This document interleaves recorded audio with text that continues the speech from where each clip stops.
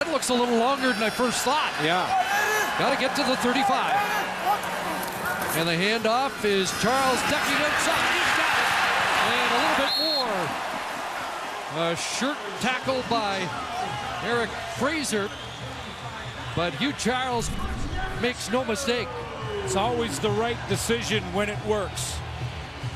And Hugh Charles makes it work. I was actually a little surprised that they decided probably more speed, natural running ability. And for a game like this, fresh legs compared to just about everybody else on the field. Yeah, great point.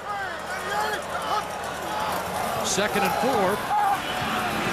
And straight ahead, they're going to be short. Is that the forgotten running back of the 4 of them, we should be saying? Is that Calvin McCarty who got that? He is overshadowed, McCarty, who has become the fullback with the injury to Matt Bertrand and with the overload at the running back position. All right, let's stay with the Eskimos here because I just want you guys to explain something to me here, okay? I know this is the second game in 5 days, so this is probably advantageous to have this many running backs in your backfield. Now, I've heard of a 1-2 punch out of the backfield. I've never heard of a 1-2-3-4 punch. And each guy has got at least a carry, including Calvin McCarty. And, you know, we've talked about this before, and the Eskimos say they love the depth. And depth is good, Schulte. Yes. But just explain to me long-term how this is going to work itself out. The long-term, I have no idea. I mean, unless they're auditioning the talent for future trades or trying to get something value for the excess of running backs. I mean, we've seen them all. We've seen Hugh Charles, who I think is the best running back out of the four because he has a level of elusiveness and speed that's going to gain grounds, and we see him there early in the game. Now, right now, trust me, Hugh Charles is into it. Well, okay, then you go to Jerome Messam, and he did have one good power run. And, okay, now Jerome Messam is into it. No, let's go to Corey Boyd. Now, this is a good run, but, you know, he's into it. Now he's not into it. He's on the sidelines. And we also saw Calvin McCarty, the most versatile player that they have is the running backs. Now, welcome to SportsCenter. Stampeders Eskimos, a rematch of their Labor Day thriller where Calgary squeaked out a 1-point win. Both teams coming in 5-4, sitting tied for second in the West. Kevin Glenn with 2 TD passes on Monday. Opening drive finds Johnny Frizani for the 37-yard major. Frizani's first TD reception of the year. Calgary up 10-1 after 1. Calgary looking for more in the second quarter. Glenn spots Frizani in the end zone. But Chris Thompson rips it out of his hands, staying inbounds for the takeaway. Edmonton's 8th straight game with an interception.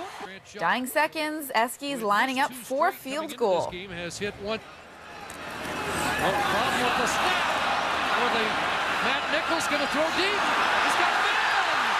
Corbett Sherrod.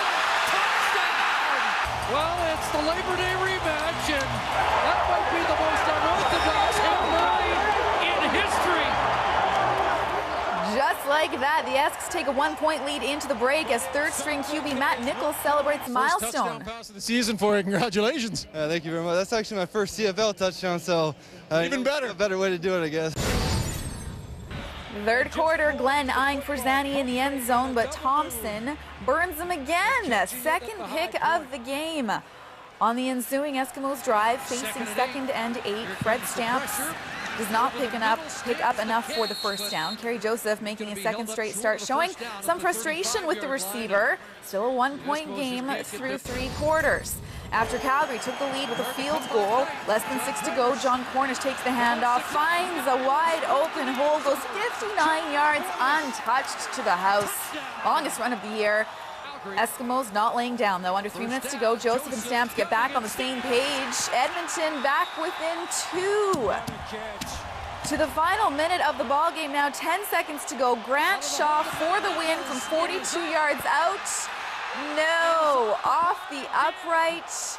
Calgary, they hang on to take this one 20-18. The final score from Edmonton. Now coming in, the Stamps had won 8 of their last 10 games versus the Esks, including 3 in a row at Commonwealth. Kerry Joseph had lost 7 straight starts. With more on the game, let's go back to Chris and Glenn. Well, Natasha, we have mentioned this is the toughest turnaround in football. Some strange things happen, and they did again tonight.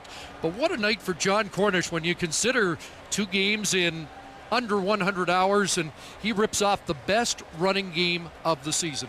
16 carries for 185 yards for John Cornish, and it was consistent from the start of the football game right up until the fourth quarter. In fact, it was John Cornish put the Calgary Stampeders out in front. And again, you talk about the fatigue that both these teams are going through in the short week. Well, you certainly didn't see it from John Cornish. It was his best on the season, the best for a running back in the Canadian Football League on the season, and it came on the shortest week of the season for the Calgary Stampeders.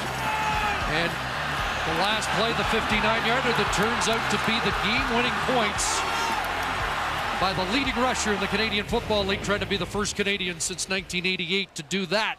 The run game certainly will be a focus of attention here in Edmonton, or the lack thereof. Corey Boyd 3 yards, Jerome Messam 8, and Hugh Charles had 31, so what's that, 43 yards?